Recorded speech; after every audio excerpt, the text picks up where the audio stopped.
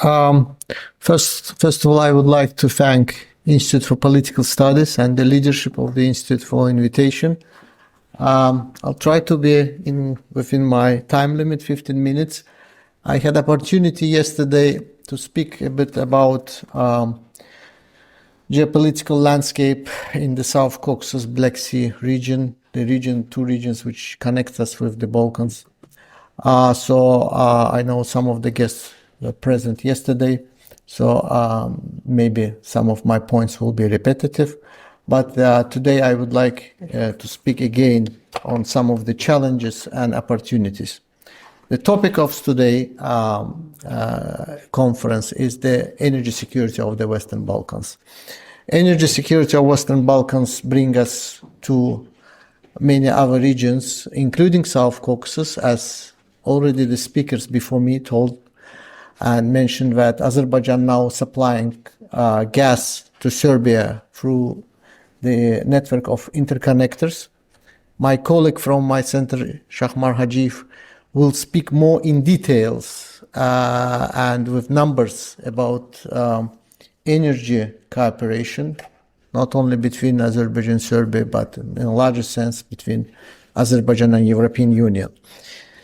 So I would like to put in the prospect what can be hurdles or what the profits we can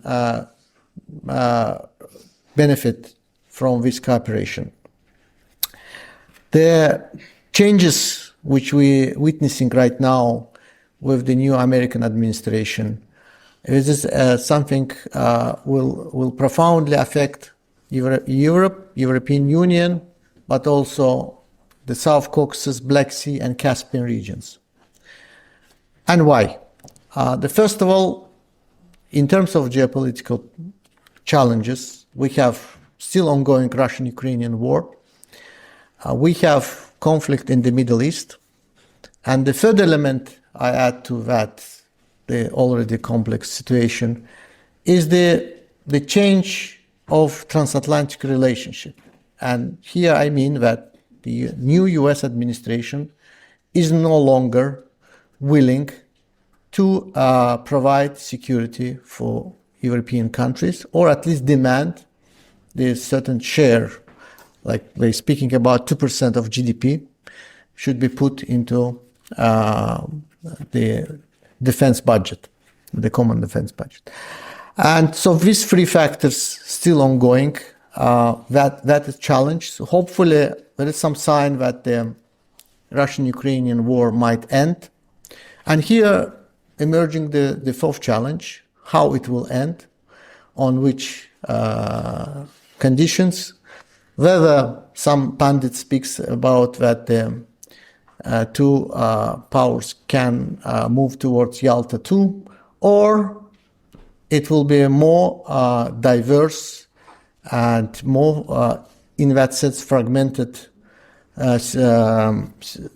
mosaic with some other actors.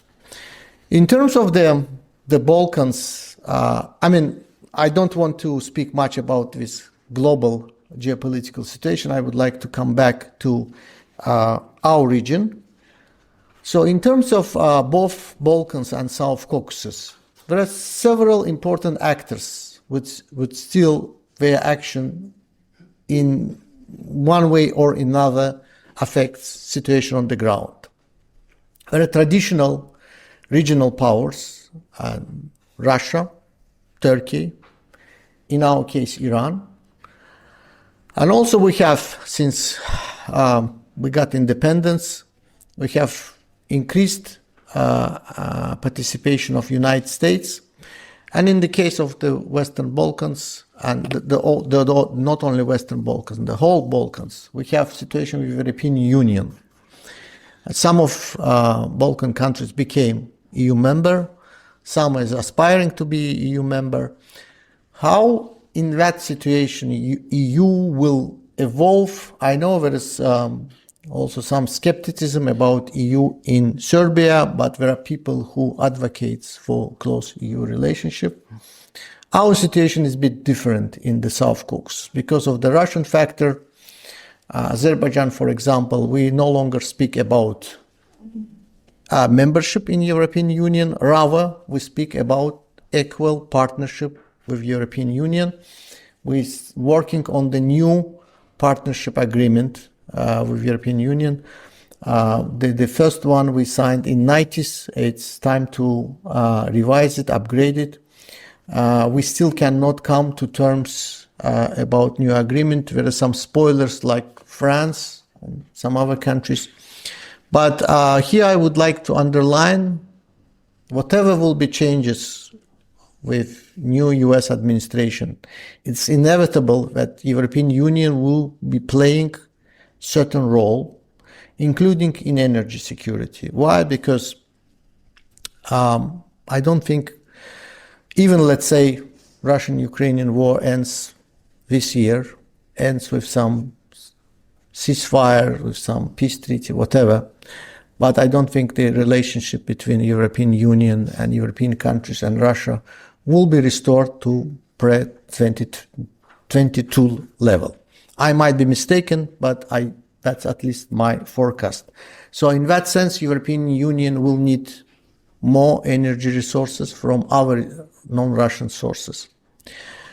In the meantime, Azerbaijan and our countries are ready to supply certain amount. Definitely, we are not going and we are not speaking to replace Russia as an energy actor, because our share of energy and gas supply is much less than the Russian one. If I'm not mistaken, Shahmar will give the exact figures. Russian supply before 2022 was about 155 BCM. Azerbaijan's export, I think, around 23 BCM, something around that. Yeah. Last year, around 12.9. 12.9, even less. So that's not even comparable. But we're speaking about certain niche where we can play important role, and this is exactly the market, like Serbia, Bulgaria, and in some other Balkan countries where Azerbaijani gas can be crucial and very important. In that, further speaking about Balkans and South Caucasus, definitely in situation inside the South Caucasus also important to understand. For many years, the number one problem was Armenian-Azerbaijani conflict. As you know, our territory was under occupation for 30 years. And by the way, that was one of the point of disagreement with the European Union, because we always advocated for principle of territorial integrity and couldn't understand and still cannot understand how European Union exhibited double standards when they supported territorial integrity of Georgia, Moldova, and Ukraine, but with regard to Azerbaijan, they exhibited double standards. But anyway, it's the matter of past, it's the matter of history, because Azerbaijan successfully restored its territorial integrity. And since September 2023, Azerbaijan fully controls all its territory. And more importantly, Azerbaijan doesn't have any foreign troops on its territory right now. There are few developments to watch in our region. There is now both they can represent challenge but also opportunities. It is about cooperation between regional countries, Azerbaijan, Armenia, Georgia. If we sign peace treaty, I don't want to speak much about that. We still have disagreements with Armenia, but especially I think the number one problem is the territorial claims, which is Armenian constitution. We have some positive, at least we hope, some positive remarks from the leadership of Armenia. The Prime Minister of Armenia, Nikol Pashinyan, recently said that Armenia needs to adopt new constitution, and we hope that new constitution, any reference to our territories won't be mentioned. This is quite in line with European experience. Let's recall that when Ireland and United Kingdom signed Belfast Agreement, Good Friday Agreement in 1998, Ireland also conducted a referendum and changed some part of constitution. Your neighbor, North Macedonia, also conducted referendum and changed the name of the country and became officially North Macedonia. I know that inside Macedonia, I've been told by some of colleagues that this issue is really very sensitive, but that is a reality, how things should be fixed. And we hope that Armenia will follow that path and change its constitution. Once this peace treaty is signed, I think there is the opportunities for trilateral cooperation. But besides these three countries, we have to face so-called the school, follow the school of realism. There are three countries, Russia, Turkey, and Iran. Therefore, President of Azerbaijan and Turkey, a few years ago, they advocated the format 3+3, Georgia, Armenia, Azerbaijan as a free South Caucasian countries, and three countries which has historically certain interest in our region. And here, of course, besides these three countries comes European Union. Again, might be different views on the future EU, current status of EU, but I think it's also important actor. But what we need, I mean, when we're speaking about cooperation, we need two to clap, two hands to clap. So European Union should also revise its attitude toward South Caucasus, and probably here you will tell me more during this conference, maybe to change attitude toward the Balkans, including Serbia. To extend further, I think now I would like to, and I will finish with my last part. I spoke more about the challenges, would like to speak now about opportunities. Balkans and South Caucasus connect through Black Sea.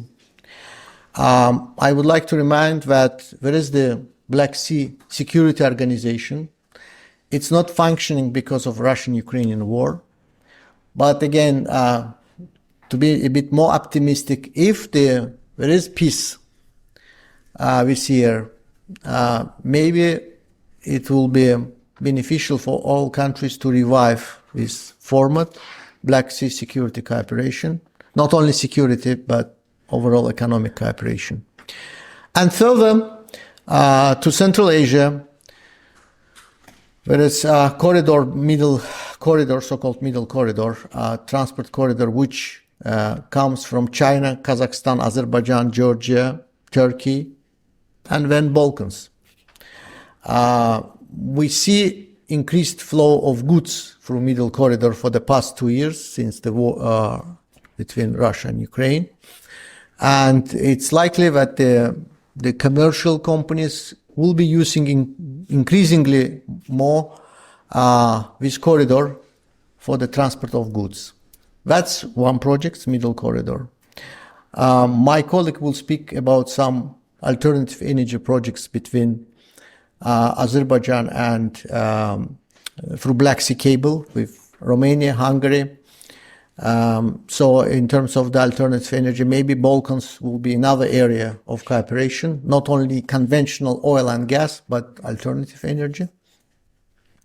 And overall, Central Asian partnership with Azerbaijan, we have C5+1 format.